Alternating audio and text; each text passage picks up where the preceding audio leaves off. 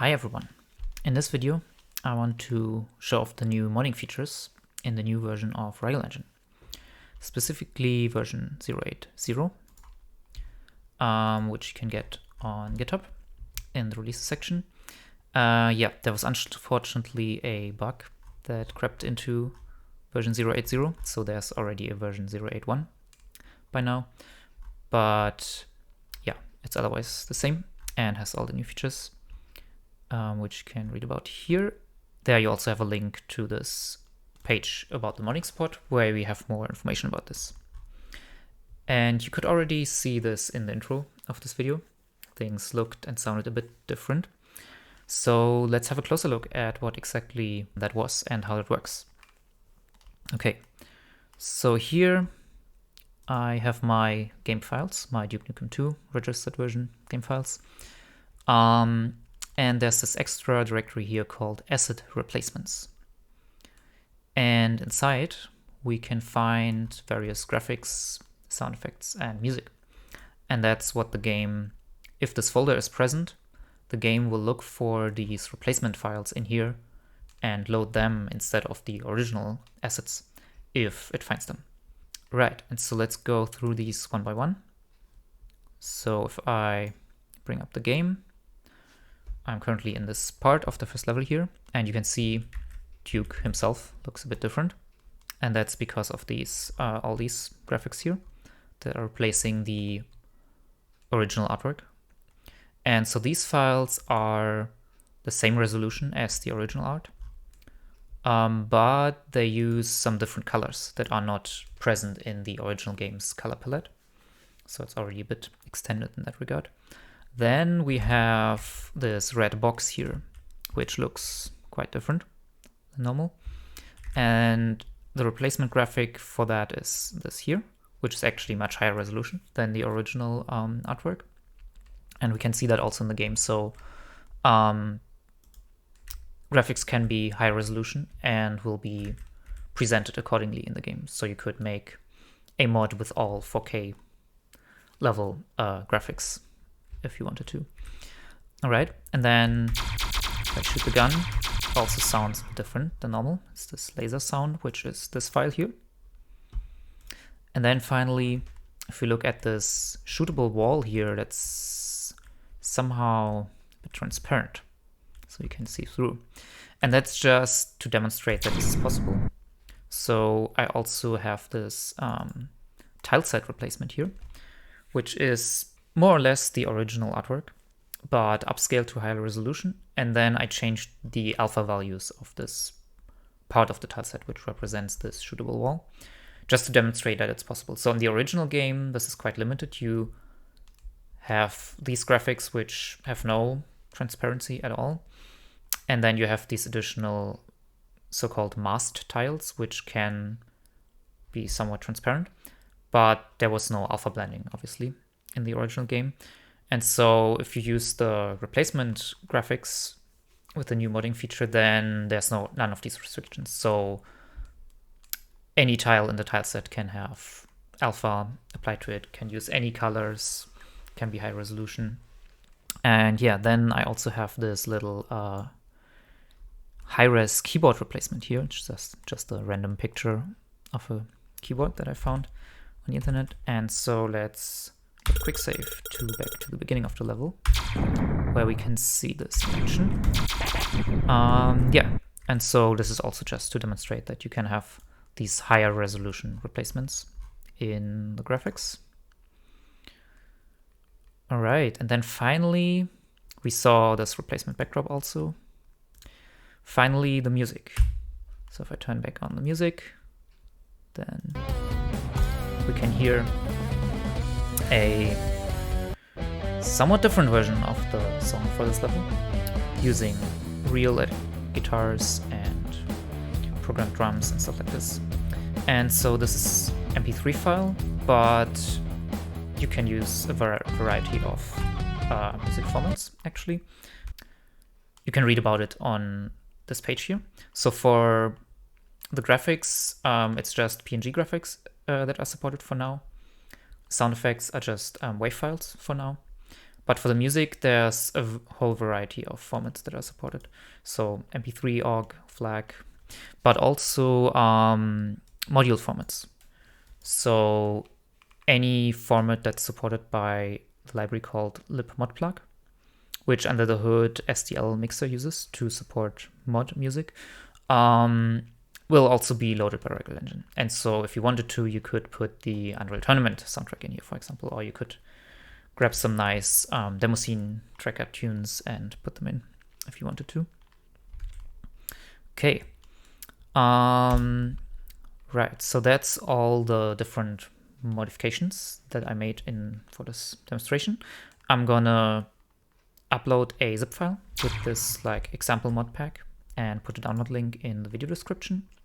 And then I briefly want to explain how exactly the game figures out which of these files to load and what they should replace. And so this is all based on the file names. And again, you can read about it on this page. So let's start with the tilesets. And so the naming scheme is tileset n, with n being the number of the tileset. For example, if we want to replace czone2.mni, which is the original file from the original game, then we need to call our file tileset2.png.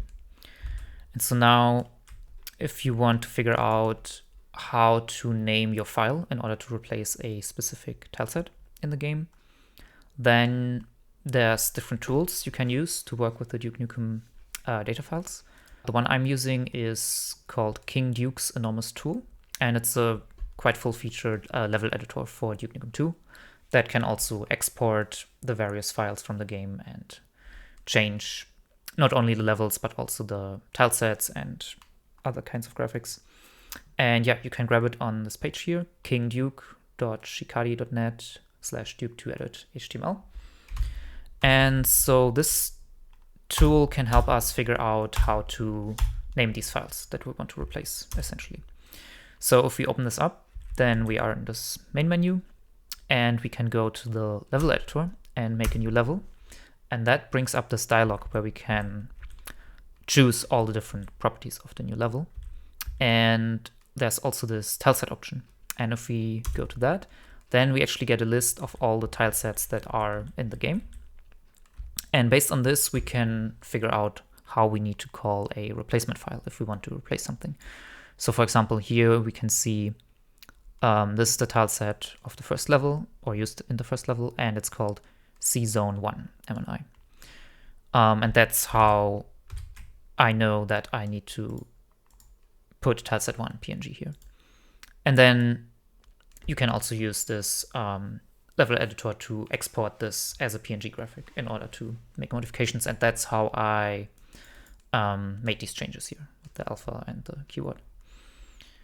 All right, and so if you want to replace a different tileset for a different level, like let's say you want to replace this one, then you would see, okay, so this is czone7, so I need to call the file tileset7 PNG.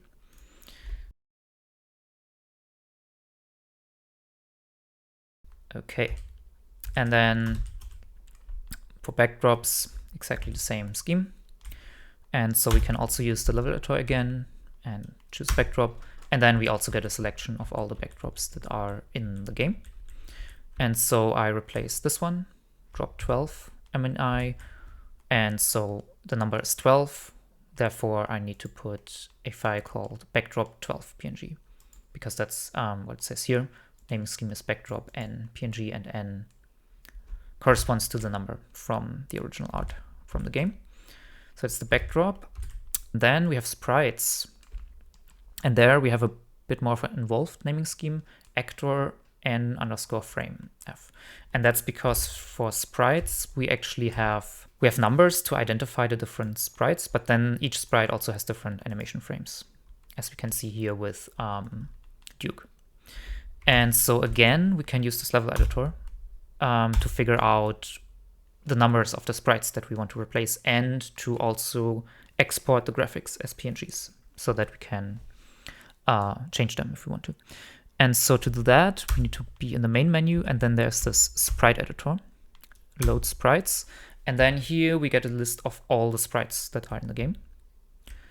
And we can see that Duke has number 5 and 6, so 5 for facing left and 6 for facing right. And then if we go in, pressing enter into a sprite, then we can see a list of all the animation frames. And so that's what we need for the second number in the file name.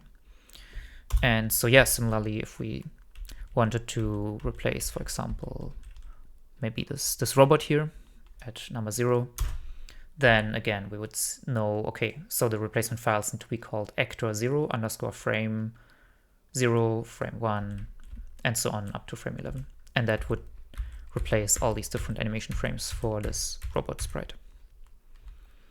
Okay. So that's the sprites. Then we have the sound effects, and there we also need a number to identify the sound effect.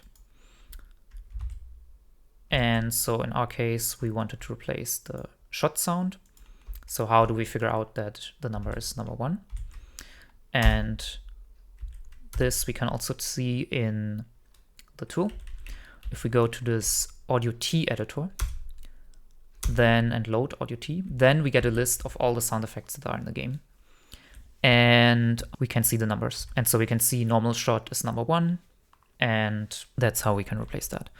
If, let's say, I wanted to replace the player jump sound instead, then I would call this file sound14.wav, since the number of the sound that we see here is 14. And so now if I would start the game again, then the shot sound is going to be back to normal, but the jump sound will be, is now the laser sound. Yeah. Right. And then finally we have music. And so for music, we need to name the file the name of the original song from the game, and then whatever extension is supported. So again, going back to the level editor, if we go back to the main menu, level editor, new level, then we can also choose the music. And here we get a list of all the music files that are in the game. And so the first level is using this song he'sbacka.imf. And so by putting the file he'sbacka.mp3 here, I'm replacing that song. And if I wanted to replace the song kickbutt.a, for example, for the second level, then I would name the file kickbutt.a mp3.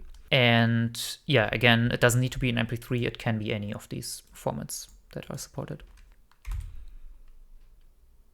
Yeah, and that's it.